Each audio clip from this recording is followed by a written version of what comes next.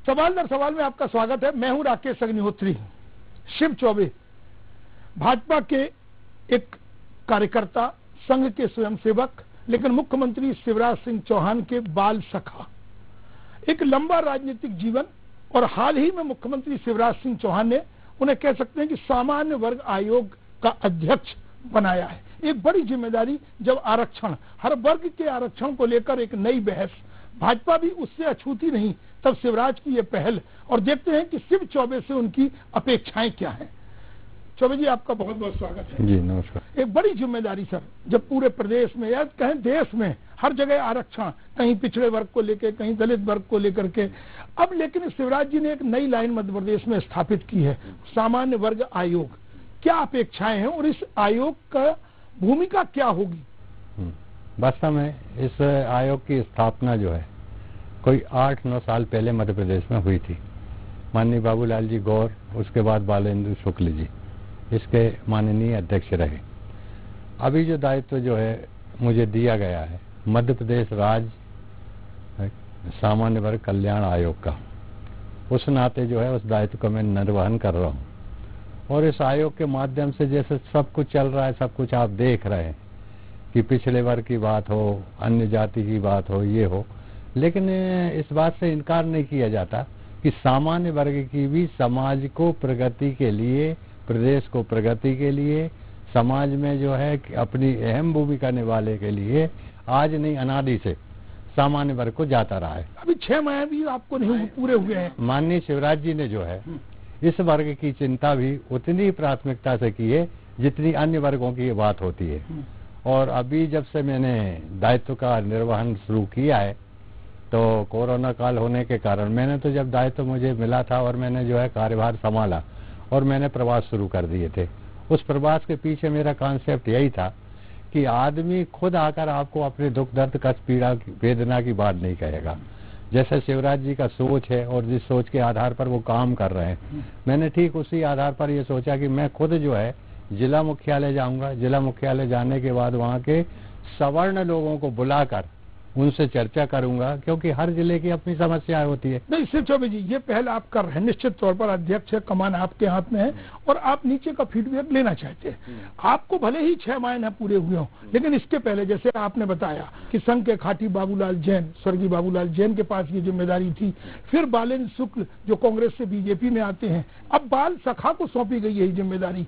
तो क्या इसके पहले आयोग काम नहीं कर रहा था जो आपको नीचे तक फीडबैक के लिए जाना पड़ रहा है? नहीं, आयोग तो काम इससे पहले भी कर रहे थे, लेकिन मैं ऐसा सोचता हूं कि केवल जो है ऑफिस में बैठकर ही अपनी जिम्मेदारी का जो है पूर्ण तरह निर्वाह नहीं हो सकता। इसके लिए समाज के हर वर्ग के पास जाना पड़ेगा, चाहे वो ब्राह्मण। मैंने बात मान ली, आप एक राजनेता भी हैं, तो जनता से दूर आप भी नहीं रह पा रहे हो, आप निकल रहे हो उस एसी कमरे से और नीचे। लेकिन ये काम क्या पिछले कार्यकाल में कुछ हुआ ही नहीं है जो आपको ये नीचे जाने की आवश्यकता महसूस कर रही है? कार्यकाल में, पिछले कार्यकालों में काम हुआ है, लेकिन उस काम को जो है आगे बढ़ाने में क्या दिक्कत है? नहीं, वो कौन सी चुनौतियां हैं वो आपके सामने, और वो अभी तक क्या हुआ है इस आयोग से? मैं ये समझता हूँ, देखो क्या है, मैं ग्रामीण पृष्ठभूमि से आता हूँ, तो मैं ये समझता हूँ कि ग्रामीण पृष्ठभूमि में जीने वाला सामान्य वर्ग का व्यक्ति जो है, वहाँ से गांव से चलकर तहसील आता है, तहसील से चलकर जो है मुख्यालय आता है। तो मुख्यालय पर भी अनेक प्रकार की ऐसी समस्याएं हैं जिनका निदान वहीं और कम समय में हो जाना चाहिए, लेकिन वो कलेक्टर कार्यालय पे लंबित रहती है, तहसील कार्यालय पे लंबित रहती है, कमिश्नर कार्यालय पे लंबित रहती है। तो उन समस्याओं के निराकरण के लिए अगर मैं वहां तक जाऊं और उस वर्ग की समस्या का निराकरण हो जाए तो इसमें क्या दिक्कत? ये समस्याएं हैं, ये आप भी स्वीकार कर रहे हो, ये कोई नई बात भी नहीं है। कहीं कम होगी, कहीं ज्यादा होगी, लेकिन इतना बड़ा सरकारी महकमा, इतनी लंबी आपकी अपनी भाजपा की सरकार, उसका नेतृत्व शिवराज सिंह चौहान कर रहे हैं। अब ऐसा क्या धमाका शिव चौबे कर देंगे कि नीचे ये समस्या है? पहली बात तो वो समस्या कम हो जाना चाहिए थी, अगर है तो फिर एक बड़ा सवाल भी खड़ा होता है, क्योंकि आपकी अपनी सरकार। लेकिन वो फार्मूला क्या है जिसके तहत आप देख रहे हैं कि समस्या का निदान संभव है? समस्याओं का निदान का जहां तक प्रश्न है, माननीय शिवराज जी ने अपने मुख्यमंत्रित्व काल में हर वर्ग की समस्या के लिए, आपको पता भी है कि यहीं भोपाल में राजधानी में मुख्यमंत्री निवास में पंचायतें लगती थी, और मैं ये समझता हूँ उन्हीं पे से, उसी कॉन्सेप्ट के ऊपर से मेरे मन में भी ये आया कि व्यक्ति से जब अपन खुद जाकर उसकी बात पूछते हैं, उसके दुख दर्द की पूछते हैं, तो वो अपनी बात को बहुत अच्छे ढंग से बता सकता है। शिव चौबे एक व्यक्ति है सर, अध्यक्ष भले हो, एक सिस्टम काम करता है। वो सिस्टम क्या होगा जिसके जरिए आप नीचे का फीडबैक लेकर के फिर वापस लौटेंगे? सिस्टम उसका ये है, जैसे सपोज मैं यहाँ से हरदा जाता हूँ। नहीं, आप नहीं जाएं, कोई व्यवस्था, कोई सांकेतिक, कोई दूसरा व्यक्ति कि आप ही हर जगह जाएंगे? दूसरा उसके मैंने व्यवस्था कर रखी है कि यहाँ जैसे मेरा जिला मेरा मुख्यालय है आयोग का, तो इस आयोग के मुख्यालय पर प्रति जो है सोमवार और मंगलवार मैं जो है सुनवाई करता हूँ। जो लोग अपनी, ये काम शुरू हो चुका है? ये काम शुरू हो चुका है। वो लोग कौन है जो आप तक पहुंचते हैं? वो लोग जो हैं दूर दूर से जिलों से भी आते हैं और मेरे पास आने के बाद जब वो अपने आवेदन देते हैं, हर विभाग की अपनी सब जानकारी कैसे पहुंचाते हैं कि आप इन 2 दिन में उपलब्ध हैं और इस तरह की समस्या हो तो आयोग के पास आओ? ये जो है मीडिया के माध्यम से और ये सारे माध्यम। तो ये वो लोग हैं जो निराश है जिला प्रशासन से, उनकी सुन नहीं रहा है, उस क्षेत्र के विधायक, मंत्री, एक पूरा महकमा उनकी उपेक्षा कर रहा है, इसलिए वो आयोग के सामने पहुंच रहे हैं? ऐसा नहीं है। वहाँ के हमारे मेंबर ऑफ पार्लियामेंट हो, मेंबर ऑफ लेजिस्लेटिव असेंबली हो, माननीय शिवराज जी प्रत्यक्ष जिलों में जब दौरा करते हैं तो प्रशासनिक अधिकारियों से मिलते हैं और तत्काल उनका निराकरण होता है। लेकिन इसके बावजूद भी उनको एक बैनर लगता है कि यार ये बैनर हमारा है, ये बैनर हमारे लिए है, और हम जब इस पर्टिकुलर एक बैनर के पास जाएंगे तो यहाँ और भी हमारी कुछ अपेक्षाएं आयोग से ज्यादा है। लेकिन शिव चौबे जी, जैसा आपने बताया कि कोरोना के कारण कुछ समय आपका बेकार हो गया है, आप लगातार संवाद भी कर रहे हैं और संपर्क के लिए निकल भी रहे हैं, वो समस्याएं किस तरह की होती है और वो वर्ग कौन सा होता है? क्या है, मैं तो ये मानता हूँ कि किसी भी काम को करना हो तो एक सीमित दायरे में सोच नहीं रहना चाहिए। सरकार ने जो मुझे दायित्व दिया है, सरकार की योजनाओं के माध्यम से जो कुछ हो रहा है सभी वर्गों के लिए, लेकिन उसमें प्रवास करने के दौरान अन्य चीज भी जुड़ती है। जैसे मैंने सोचा कि वनवासियों के लिए, आदिवासियों के लिए हॉस्टल्स होते हैं, तो सामान्य वर्ग के बच्चों के लिए क्यों हॉस्टल? ये एक नई लाइन है, क्यों नहीं हो? तो अब उनके सामान्य वर्ग में भी कोई क्राइटेरिया, क्योंकि पहले चौबे जी आपके जो आयोग का नाम था उसमें निर्धन जुड़ा था, अब निर्धन कोई रहा नहीं है या निर्धन के लिए कोई सरकार की सेवाएं नहीं है? क्या है, निर्धन होना और ये ना होना ये एक अलग चीज है, लेकिन अब जब हम सामान्य वर्ग के लिए कर रहे हैं तो क्या निर्धन और क्या गरीब, क्या अमीर, किसी की भी अपनी समस्याएं हो सकती है, कोई भी प्रकार के हो सकते। तो सरकार ने जो है ये कोई क्राइटेरिया तो होगा ना सर? उसमें क्राइटेरिया ये जैसे गरीबी रेखा के नीचे या सामान्य, उसमें केवल क्राइटेरिया ये है कि आयोग सामान्य वर्ग का है, तो सामान्य वर्ग का व्यक्ति चाहे वो निर्धन हो, चाहे मध्यम वर्ग हो, सबके लिए, चाहे वो पूंजीपति हो, वो आयोग के सामने हाजिर हो सकता है। मैं जैसे आपसे राकेश जी अनुरोध कर रहा था कि जैसे अन्य तरह की हॉस्टल्स रहती है, अन्य वर्ग की रहती है, हम चाहते हैं कि जिला मुख्यालय पर कम से कम सामान्य वर्ग के हॉस्टल्स हों।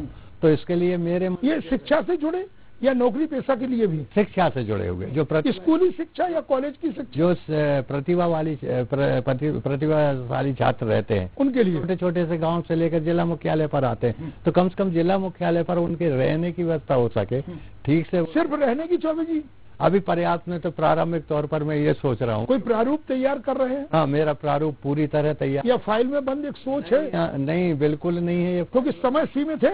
नहीं, ये जो है फाइल में बंद होने वाली बात नहीं है। मैं अपने कॉन्सेप्ट से सोच रहा हूँ और सोचने का प्रारूप होगा सर, कैसे होगा? सोचने का प्रारूप बनाकर सरकार को शीघ्र में प्रस्तुत करने वाला हूँ। कोई समय सीमा कब तक? और इसमें जो है कैसे क्रियान्वयन होगा और कम होगा, ये ऐसा कि सरकार के पास अनेक जिला मुख्यालय में ऐसी जगह भी होंगी मेरे सोच के अनुसार कि जो खाली पड़ी होंगी, जिनका उपयोग नहीं हो रहा होगा, उस जगह को आधिपत्य में अपने लेना और वहां पर प्राइमरी रूप से जो व्यवस्थाएं हो सकती बच्चों के लिए वो कर देना। ऐसे जिलों को मैं चिन्हित कर रहा हूं और कलेक्टर से लगातार। तो जो आदिवासी बहुल क्षेत्र है या आदिवासी बहुल विधानसभा या आरक्षित दूसरे दलित वर्ग की हैं, उनसे अलग भी विधानसभाओं पे होगा या पायलट प्रोजेक्ट कहीं सीमित होकर रह जाएगा? नहीं, अपन सभी जिलों में। जब मध्य प्रदेश के लिए आयोग बना है तो चाहे वो वनवासी क्षेत्र हो, चाहे पिछड़ा क्षेत्र हो, चाहे सामान्य जिला हो, सबके लिए ये सोच रहा हूँ। गांव में कैसे लोग रहते सर? जो देखिए पहले आप कहते थे मध्य प्रदेश सरकार आत्मनिर्भर मध्य प्रदेश, फिर गांव आत्मनिर्भर, तो कहीं ना कहीं तो कुछ चूक है ना सर? या जो आप सोच रहे हैं वो नीचे धरातल तक नहीं पहुंचे? ये चूक नहीं है, ये क्या है कि माननीय शिवराज जी का जो कॉन्सेप्ट है, कल ही जैसे नर्मदा जयंती के समय आपने उनका सोच सुना कि अब गांव के लोग अपने विकास के लिए खुद योजना बनाएं और सरकार को भेजें। ये एक उस लाइन को आगे बढ़ाने की बात कही। मेरा उसी के पीछे ये है कि मुझे जिस वर्ग का दायित्व दिया है आयोग के माध्यम से, मैं अपने आयोग के माध्यम से पहुंचकर उन वर्ग की समस्या का तो चौबे जी बस ये समय सीमा बताइए। देखिए अब 1 साल बाद आप चुनावी मोड पे चले जाएंगे, निश्चित तौर पर कोई कनेक्शन चुनाव का होगा, क्योंकि सामान्य वर्ग की अगर सुधली है तो निश्चित तौर पर एक वोट बैंक पर भी बीजेपी की नजर होगी। आप हाँ कहें या ना करें, होगी कि नहीं होगी? उनका भी भरोसा जीतना चाहते होंगे जिनकी कोई सुध नहीं ले रहा। तो ये कितने समय में ये चीज हर जिले पे नजर आएगी? नहीं राकेश जी, वोट और चुनाव अलग चीज है, लेकिन वोट और चुनाव को दृष्टिगत रखकर अगर हम काम करेंगे तो केवल समय देखते रहेंगे, घड़ी देखते रहेंगे। मैं ये कहता हूँ निरंतर प्रवास करो आप।